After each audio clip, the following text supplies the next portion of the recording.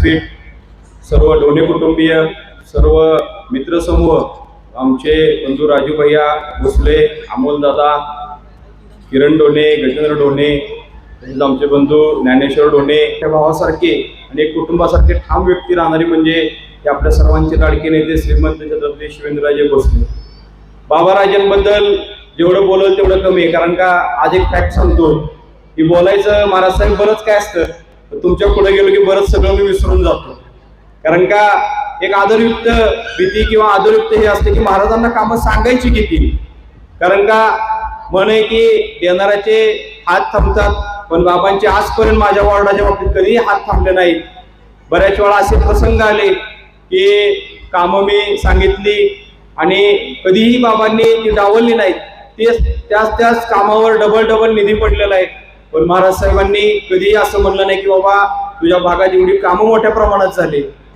माझ्या बाबतीत मगाशी भैयांनी सांगितलं की आपण ज्यावेळेस कोरोनाचा काळ चालू होता, कोरोनाच्या पिरियडमध्ये ज्यावेळेस सगळ्यांची बहीण भावाची किंवा कुटुंबातलं कोणी सदस्य एकमेकाशी किंवा कोणी जवळ जात नव्हता, त्यावेळेस पहिलं ज्यावेळेस आपण अन्नदानाचं किंवा अन्नाचं एक पॅकेज केलं की आपल्या कुटुंबात जे आपण खातो ते आपल्या माता भगिनींसाठी, आपल्या मित्रपरिवारासाठी हे सुद्धा असावं, हे पूर्ण बाबांनी आपल्याला त्याबाबत पाठिंबा दिलता, बाबांनी नियोजन करून दिलतं.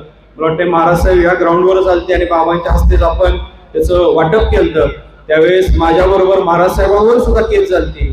बाबांचा अतिशय एक चांगला गुण आहे की कधीही कार्यकर्त्याची पाठ सोडत नाहीत आणि कुठलाही प्रसंग असो, कुठलीही अडचण असो, कधीही बाबांनी कुठल्याच कार्यकर्त्याची पाठ सोडली नाही.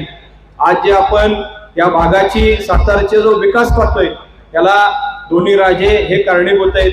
श्रीमंत छत्रपती उदयनराजे भोसलेंनी सुद्धा महाराज साहेबांनी चांगल्या पद्धतीने शहराचा विकास केला. तसंच बाबाराजेंनी आपल्या सातारा, जावली, परळी, कोरई या भागात जास्तीत जास्त मगाशी वक्त्यांनी सांगितलं की कुठेही म्हणजे पोटातलं पाणी सुद्धा हलणार नाही अशा पद्धतीनं डांबरीकरणाचे कामं झालेत. महाराजांचा मतदारसंघ 30% हा डोंगरी भाग आहे. या डोंगरी भागात कामं करत असताना वाड्या वस्ती 15 गावाच्या अक्षरशः महाराजसाहेबांवर आम्ही फिरलो, बाबांच्या मागे गेलो. त्यावेळेस बघितलं की 10 घरांचं गाव असलेल्या त्या ठिकाणी जाऊन महाराजसाहेबांनी भेट दिली की ज्या ठिकाणी चालत जावायचा कधीही प्रसंग यायचा त्या ठिकाणी सुद्धा महाराजसाहेब थांबले नाहीत, त्या वाड्या वस्त्यांना भेट दिले. मला नाही वाटत की महाराष्ट्रातल्या कुठल्याही आमदारांच्या तिथे एवढा निधी आलाय आणि एवढा मोठ्या प्रमाणात विकास झालाय. आज बाबांची 6वी टर्म चालू आहे आणि सर्वांनाच विनंती आणि आपल्यावर एक महाराज साहेबांचं म्हणजे कैलासवासी भाऊसाहेब महाराजांपासून मला वाटते पश्चिम सातारमधील सर्वच आपण नागरिक, सर्व माता भगिनी कायम आपण राजघराण्याच्या मागे राहिलोय आणि राजघराण कुटुंब हेच आपला परिवार समजून आपण मागे राहिलोय. अनेक इलेक्शन माझ्या परिवारानं पाहिली, मी पाहिली, पण आजपर्यंत बाबाराजांसारखा, उदयनराजेंसारखा व भाऊसाहेब महाराजांसारखा हा विकास या भागात ना सातारमध्ये कधी झालाय ना ह्याच्या पुढे होणार आहे. आता इलेक्शन आहे, आता सगळ्यांना उमेदवारांना पाहुणे दिसतील, मित्र दिसतील, आपले रिलेशन दिसतील, पण आपलं जे नातं आहे, रिलेशन आहे हे फक्त आमदार शिवेंद्रसिंहराजे भोसलेंचीच आहे हे सर्वांनी लक्षात ठेवा. कारण का सांगतो, इलेक्शन झाले की जसं एखाद्या गावात आपण यात्रा असती, त्या यात्रेला हौशे नवशे सगळे येत असतात. मूळ जो देव आहे ते आपले सर्वांचे शिवेंद्रराजे भोसले बाबाराजे. यात्रा झाली की ज्याच्या अंगात येतं, हलगी वाजली की सुरुवात होती, तो निघून जातो लगेच. तशा प्रकारे आता महाराजांच्या विरोधात जी लोक उभी राहिलेत यांना सातारच्या एकाही माणसाचं, एकाही गल्लीतलं किंवा एकाही एरियाचं नाव माहित नाहीये. ही 5-10 वर्षात कधीही आपण आजपर्यंत माणसं बघितलेली नाहीयेत आणि आता त्यांना आपले पाहुणे दिसतात. आता दुपारी एक जण इथं आलता, तो म्हणला मी ह्याच्यात उभा आहे, असे आमचे पाहुणे इथं राहतात. त्याला एकच सांगितलं की बाबा रे, इथं फक्त तू पाहुणा आलायस, पाहुण्यासारखाच जा, कारण का आमचा देव आणि आमचा नेता हा फक्त शिवेंद्रराजे भोसले आहेत. माझी सर्वांना माता भगिनींना विशेषतः कळकळून विनंती आहे की सकाळच्या 17 ते 20 तारखेला आपापल्या केंद्रावर जाऊन महाराज साहेबांचं आपलं 3 नंबरला बटन, कमळाचं चिन्ह आहे, सर्वांना हात जोडून विनंती की ज्या उपस्थित माता भगिनी आहेत, सर्व मित्र परिवार आहे, त्यांना मी मनापासून नम्र विनंती करतो. कारण का राजघराण्याचे, बाबांचे डोणे परिवार व आपल्या वॉर्डावरचे हे ऋण फेडायची ही वेळ आलेली आहे. संघर्ष जरी छोटा असेल, असं आपण म्हणतो की बाबा योद्धा मोठा पुढे उभा नाहीये, मग आपण काय करायचं, मतदान करून महाराज निवडून येणार आहेत. कुणीही गाळ राहू नका, कुणीही मतदान टाळू नका. कारण का बाबांना निवडून यायचंच आहे, येणारच आहे, पण आपल्याला महाराजांना महाराष्ट्रात एक नंबर आणायचे हे सर्वांनी ध्यानात ठेवा. आणि याच पद्धतीने आपण पुढे जाणार आहे. कारण का महाराजांना पुढे पण काम आहेत, पण बाबांच्या विषयी आज बोलण्याची जरा चांगली एक संधी नेहमीच येते, पण थोडस जास्त बोलायचं होतं. आज मुस्लिम समाजाच्या खारेवीर मशीदपाशी 90 लाख रुपयाचं 40-45 वर्ष झालं त्यांना जे काही लोक फसवत होती, तेव्हा आम्ही समाज मंदिर देतो ते महाराज साहेबांनी एका मिनिटात ज्यावेळेस समाज सर्व भेटला त्यावेळेस त्यांना 90 लाखाचं समाज मंदिर दिलं. तसंच आता कुणबी समाजाच्या अध्यक्षांनी बाबांना आपला पाठिंबा जाहीर केला समाजाने, त्यांना सुद्धा बाबांनी 80 लाखाचं समाज मंदिर दिलं. अशी अनेक विकास कामं आपल्या भागात ही फक्त निमित्त मात्र रवींद्र ढोणे, पण याच्या मागे काम करणारी जी शक्ती आहे, जी ताकद आहे, ती फक्त आमदार शिवेंद्रसिंह राजे भोसलेंची आहे. त्यामुळं सर्वांना माझी नम्र विनंती आहे की आपल्याला, मला वाटते गेल्या एका मीटिंग मध्ये आपल्या नगरसेवकांनी सांगितलं की जास्त ज्या ठिकाणी केंद्रावर मतदान होईल बाबांना, ती बरीच लागलेली त्या ठिकाणी विकास व निधी जास्त दिला जाईल. सर्वांना माझी विनंती की येणाऱ्या 20 तारखेला आपापल्या केंद्रावर जाऊन 3 नंबरचं बटन, आपलं कमळाचं चिन्ह आहे, हे सर्वांनी बटन दाबावं आणि जास्तीत जास्त मतांनी आपण महाराज साहेबांना विजय करायचे. आणि मी पुन्हा एकदा सांगतो, थोडासा वेळ घेतोय, की आपल्या भागात महत्वाचं म्हणजे तुम्ही मला परत संधी देणार आहे ना. जर मला संधी द्यायची असेल तर एक लक्षात ठेवा की देव मंदिरात जर असेल तरच भक्तीला जाऊ शकतो. आणि आपला सर्वांचा देव एकच आहे, शिवेंद्रसिंह राजे भोसले, हे सर्वांनी लक्षात ठेवा. कारण का मंदिर आहे, त्या मंदिरात देव आहे आणि आपण सगळे भक्त आहे. त्या भक्ताला नेहमी आशीर्वाद आणि मार्गदर्शन आणि चांगलंच सांगितलेलं आहे, चांगला विकास केलेला आहे ते फक्त बाबांनीच केलेला आहे. तसेच आपले सर्वांचे लाडके नेते श्रीमंत छत्रपती उदयसिंह राजे भोसले महाराज साहेबांनी सुद्धा चांगल्या पद्धतीने आपल्याला सर्वांना सहकार्य केले. आणि आज दोन्ही राजकुटुंब हे एकत्र आहेत, त्यामुळे चांगल्या पद्धतीनं शांततामय आणि चांगल्या पद्धतीनं महत्वाचं इलेक्शन चाललेलं आहे. दोन्ही राजे मन मिळवून काम करतायत. तसंच आपण सर्वांनी आपले गटतट आपल्या सगळ्याच्या बाजू साईडला ठेवून आपल्या केंद्रावर जाऊन 20 तारखेला 3 नंबरचं बटन जाऊन बाबांना मतदान करायचे. सभेच्या निवडणुकीच्या निमित्तानं आपले लाडके नगरसेवक रविभैया ढोणे यांनी हा निवडणुकीच्या प्रचारार्थ महामेळावा आज या ठिकाणी आपल्या प्रभागामध्ये घेतलाय. या मेळाव्याला उपस्थित असलेले आपले माजी नगराध्यक्ष आणि विद्यमान नगरसेवक मान्य अशोकराव मोने, माजी उपनगराध्यक्ष ॲडव्होकेट डी.जी. बनकर, माजी उपनगराध्यक्ष किशोर तात्या शिंदे, त्याचप्रमाणे सगळ्या बहिणींची काय रविभैयाला म्हणजे कमतरता नाहीच आहे, कारण त्याच्या नावातच बाई आहे. त्यामुळे बहिणी बरोबर एवढ्या मोठ्या संख्येने येतातच. आणि वाढदिवसाचा कार्यक्रम तर आम्हाला ते लकी ड्रॉचे नंबर काढून काढून आमचे बोट अक्षरशः अशी दुखायला लागतात, पण रवी भैयाची काय बक्षिसं थांबत नाही. त्यामुळे या सगळ्या लाडक्या बहिणी आणि सगळे माझे तरुण मित्र सगळ्यांचं मी आज इथं स्वागत करतो. सध्या सगळ्या बहिणींनो राज्य तुमच्या अवतीभोवती फिरायला लागलं आणि आम्हाला सगळ्यांना खात्री आहे, त्याचा उल्लेख मगाशी चंद्रकांतनी केला, की आमचं महायुतीचं सरकार आमच्या महाराष्ट्रातल्या बहिणीच परत आणणार आहेत. हे आता काळ्या दगडावरची रेस आहे. आणि बहिणींनो काळजी करू नका. मी परवा दिवशी पालीला देवेंद्र फडणवीसांच्या सभेला होतो आणि त्या दिवशी त्यांनी सांगितलं की आता 1500 रुपयाची लाडकी बहिणीची ओवाळणी ही इलेक्शन नंतर 2100 रुपये होणार आहे. त्यामुळे आता बहिणींची जबाबदारी जास्त वाढलेली आहे.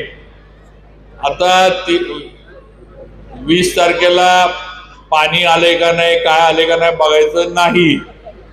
अजिबात सकाळचा चहा स्वतःचा करून प्यायचा, घरातल्यांना पण करून द्यायचा नाही. आधी येऊन मतदान केंद्रावर लाईन लावायची, आपलं काम उरकायचं, मग घरची कामं करायला काय असेल ते बघायला जायचं. पाहिजे त्या दिवशी मुलांना मुलींना कॉलेजला शाळेला पाठवू नका किंवा समोर आमचा विषय जे आमच्यासाठी करतात त्यांचा विषय आम्हाला मिटू दे. आणि महत्वाचं म्हणजे मी नेहमी सांगतो की दाजी काय करतात ह्याच्यावर लक्ष ठेवा, कारण दाजी सगळे सातारा फिरून येणार आणि मग ह्याचं काहीतरी आहे त्याचं काहीतरी आहे. सकाळी नाक्यावर काय चर्चा चालली होती पोळी नाक्यावर, मग राजवाड्यावर कोण काय म्हणत होतं, मग खाली चंद्रविलास मध्ये कोणाचं काय चाललं होतं, बामणीच्या इथं काय चाललं होतं, हे सगळं ऐकून संध्याकाळपर्यंत दाजी बेजार झालेला असतोय. मग आधी तुम्ही लक्ष ठेवा की घरी आल्यावर दाजी काय उलट सुलट सांगतोय का.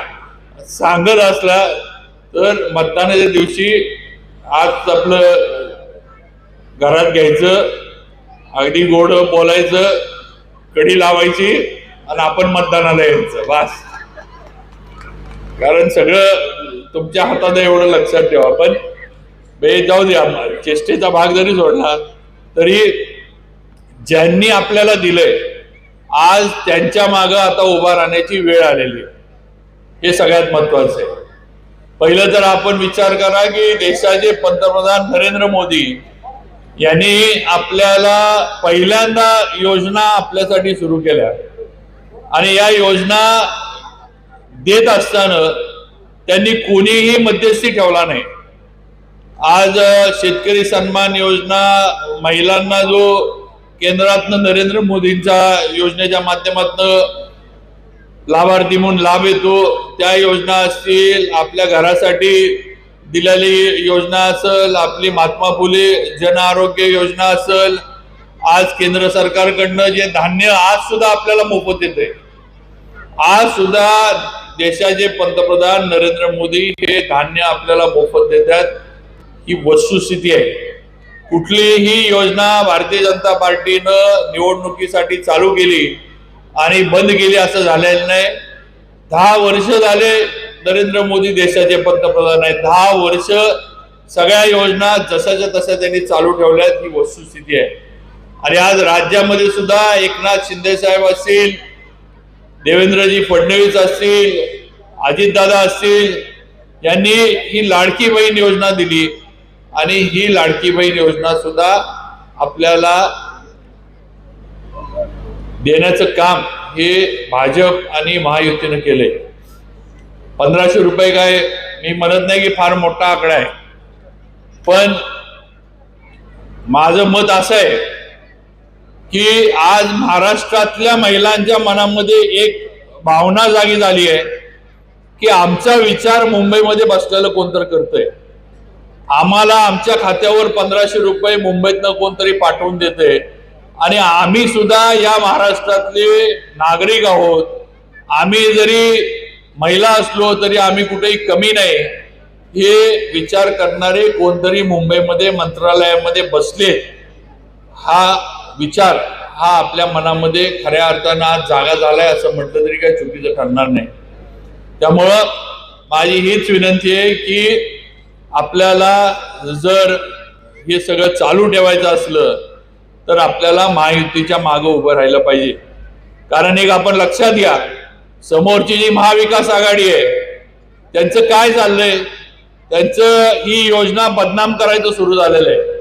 ही योजना बदनाम करायची आणि ही लाडकी बहीण योजना बंद कशी पडेल हा प्रयत्न या महाविकास आघाडीचा चाललाय. काँग्रेसचे काही लोक तर कोर्टात सुद्धा गेले की या योजनेमुळं राज्य दिवाळखोरीत निघतंय, ही योजना बंद करा. कोर्टानं त्यांचं ऐकलं नाही. निवडणूक आयोगाकडे यांनी तक्रारी केल्या की या योजनेचा लाभ मिळाला नाही पाहिजे. पण आमचे पण मुख्यमंत्री उपमुख्यमंत्री हुशार होते, त्यांना माहित होतं आचारसंहिता लागणार आहे, त्यामुळे त्यांनी आधीच पैसे सगळे आपल्या खात्यावर जमा करून टाकले. आचारसंहितेत आपल्याला अडचण होऊ नये म्हणून नोव्हेंबर पर्यंतचा पैसा लाभार्थ्यांचा जो हे आहे तो प्रत्येकाच्या खात्यावर आला, ही वस्तुस्थिती आहे. आणि म्हणून आपण एक लक्षात घ्या, जर आपण भावनेच्या भरामध्ये चुकीचा मार्ग धरला तर जे आपल्याला मिळाले ते ही महाविकास आघाडी सत्तेत येऊन बंद करणार. आज परवा दिवशी जी एक बातमी आली, नागपूरमध्ये राहुल गांधींनी जाहीर केलं की आम्ही 3000 रुपये देऊ. आज यांचं कर्नाटकात सरकार आहे, यांचं तेलंगणामध्ये सरकार आहे. कुठल्याही सरकारनं अशा पद्धतीनं लाडकी बहीण योजना तिथं राबवलेली नाहीये. एका पण सरकारनं काँग्रेसच्या राबवलेली नाहीये. फक्त महाराष्ट्रामध्ये आता इथं सत्तेवर यायचंय आणि भाजप आणि महायुती करते म्हणून तुम्हाला भुलवण्याचा प्रयत्न हा या महाविकास आघाडीकडनं चाललाय. हे सगळ्या माझ्या बहिणींनी लक्षात घेतलं पाहिजे. त्यामुळे हे काय बोलतात तिकडे लक्ष देऊ नका, काही उपयोग नाही. जेवढं नरेंद्र मोदींनी आतापर्यंत आपल्यासाठी केलंय, एवढे वर्ष काँग्रेसचं सरकार होतं, पण एवढं भरभरून थेट आपल्या खात्यामध्ये लाभार्थी म्हणून लाभ देण्याचं काम कुणी केलं नाही. तुम्हाला कोणाकडे जायला लागत नाही, आमदारांना भेटायची काय कारण नाही, नगरसेवकाची सही घ्यायचं काय कारण नाही. तुम्ही फॉर्म भरा, तुमचे फॉर्म पात्र झाला, तुमच्या अकाउंटचं लिंक करा, अकाउंट लिंक झालं की तुमच्या खात्यावर पैसा जमा होतोय. रुपयाचा चहा कुणाला पाजायचा नाही, कुणाला 4 पैसे द्यायचे नाहीत, भ्रष्टाचार नाही, काय नाही, काय नाही, कुठला अधिकारी नाही, साहेब नाही, काय नाही, थेट अकाउंट मध्ये पैसे येतात. हे फक्त आणि फक्त नरेंद्र मोदींमुळे झालंय, हे सगळ्यांनी लक्षात घेतलं पाहिजे. आणि म्हणून माझी विनंती आहे की आता वेळ आली आहे की ज्यांना आपली काळजी आहे त्यांच्या मागं आता आपण उभं राहिलं पाहिजे आणि महायुतीला परत एकदा सत्तेमध्ये आणलं पाहिजे. देवेंद्रजींना ताकद दिली पाहिजे, आपल्या जिल्ह्याचे सुपुत्र एकनाथ शिंदेंना ताकद दिली पाहिजे, अजित दादांना ताकद दिली पाहिजे. हे आपण सगळ्यांनी लक्षात घ्यावं, ही माझी विनंती आहे. आणि म्हणून येणाऱ्या 20 तारखेला आपलं सर्वांचं बहुमोल असं मत हे भारतीय जनता पार्टीचा उमेदवार म्हणून माझं जे चिन्ह आहे कमळ, याच्या समोरचं बटन दाबून आपण सर्वांनी आपलं बहुमोल मत हे मला द्यावं, ही विनंती आजच्या या महामेळाव्याच्या निमित्तानं आपल्याला नम्रपणे करतो. आणि परत एकदा या सातारा जावळी विधानसभा मतदारसंघाचं प्रतिनिधित्व करण्याची संधी ही आपल्या माध्यमातून आपल्या आशीर्वादानं मला मिळावी, ही विनंती आपल्याला सर्वांना करू इच्छितो. माझी मगाशी रवी आणि चंद्रकांत जरा थोडं गोंधळ झाला त्यांचा. माझी 6वी नाही, आता आपल्या आशीर्वादानं मी 5व्यांदा आमदार होणार आहे. 6वी वेळ अजून माझी यायची आहे, त्याला अजून वेळ आहे. त्यावेळेला मला ते पण माहित आहे की अजून माझं वय आहे, मी 6वी वेळ पण नक्की हे करीन. फक्त जरा आता 5व्या टर्म मध्ये मला काम थोडं जास्त करायला लागणार आहे याची मला कल्पना आहे. आणि 100% आपल्या सर्वांच्या सहकार्यानं आणि आमचे नेते देवेंद्रजी फडणवीसांच्या मार्गदर्शनानं नक्कीच साताऱ्याचं प्रगती कशी होईल, साताऱ्यामध्ये चांगल्या सुविधा कशा मिळतील, सातारा हा सुंदर ऐतिहासिक सातारा आहे, हा सातारा अजून सुंदर कसा करता येईल हा प्रयत्न नक्की आमदार म्हणून मी पुढे करत राहणार आहे. आणि त्यासाठी आपल्या सर्वांची साथ ही मला मिळावी, ही विनंती या निमित्तानं मी करू इच्छितो. आज स्थानिक विषयांबद्दल बोलायचं झालं तर मगाशी रवीनं सांगितलं की गेल्या 5 वर्षामध्ये आपण कोट्यावधीचा निधी सातारा शहरासाठी आणि प्रत्येक प्रभागासाठी आणला. आज आपल्या प्रभागामध्ये सुद्धा पूर्वी आपण वर पॉवर हाऊसकडे जायचो, काय अवस्था होती पॉवर हाऊसकडे आपण बघायचो, रस्ते नव्हते, चालता येत नव्हतं, पायऱ्या नव्हत्या. पण आज सगळीकडे रवी भैयाच्या माध्यमातून आणि राज्य सरकारच्या